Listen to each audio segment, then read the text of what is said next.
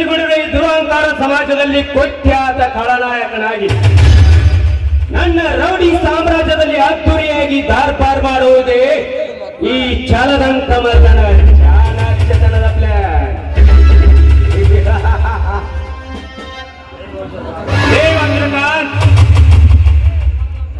ನಿನ್ನ ಸಿರಿ ಸಂಪತ್ತಿಗೆ ಎಲ್ಲ ಕ್ಷೀಣಿಸುವ ಸಮಯ ಹತ್ತಿರ ಬಂದಂತಾಯಿತು. ನಾನು ಎಳೆದಿರುವ ಜೇಡರ ಬಲೆಯಲ್ಲಿ ಎದ್ದು ಒದ್ದಾಡುತ್ತಿರುವ ಹುಳದಂತಾಯಿತು ನಿನ್ನ ಬಾಳು.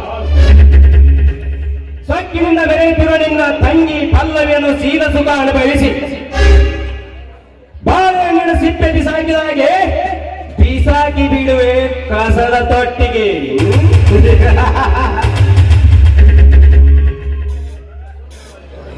ಓಹೋ, ನನ್ನ ಸಾರಥಿಯಾದ ಮೋನಿಕಾ ಇತ್ತ ಕಡೆಗೆ ಬರುತ್ತಿದ್ದಾಳೆ. ಬರಲಿ. ಹಾಯ್ ರಾಜ, ಬೇಗನೆ ಬಾ ಅಂತ ಫೋನ್ ಮಾಡಿದ್ಯಲ್ಲ, ಯಾಕೆ ಇಂಪಾರ್ಟೆಂಟ್ ಕೆಲಸ ಇತ್ತಾ? ಮೋನಿಕಾ, ಬರೀ ಇಂಪಾರ್ಟೆಂಟ್ ವಿಷಯ ಇಲ್ಲ ಮೋನಿಕಾ, ವೆರಿ ವೆರಿ ಇಂಪಾರ್ಟೆಂಟ್ ವಿಷಯ ಇದೆ. ನಾನು ಗುರಿ ಇಟ್ಟು ನೋಡಿ ಹೊಡೆದಿರುವ ಕಲ್ಲಿನ ಹೊಡೆತಕ್ಕೆ ಸದ್ಯದಲ್ಲೇ ಕವಿ ಬರೆದ ಕಥೆಯನ್ನೇ ತಿರುವು ಮುರುವು ಮಾಡುವಂತಿದೆ. ಮೋನಿಕಾ, ನಿನಗೆ ಕೊಟ್ಟ ಕೆಲಸವನ್ನು ಸರಿಯಾಗಿ ಮುಗಿಸಿದ್ಯಾ ತಾನೆ? ಎಸ್ ರಾಜ, ಈಗಾಗಲೇ ನೀನು ಹೇಳಿದ ಎಲ್ಲ ಕೆಲಸವನ್ನು ನಾನು ಮಾಡಿ ಮುಗಿಸಿದ್ದೆ.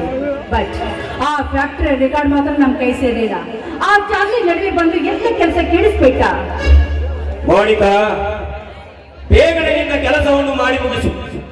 ಆ ಚಾರ್ಲಿಗೆ ಸ್ವಲ್ಪ ಹಣದ ಆಸೆ ತೋರಿಸು.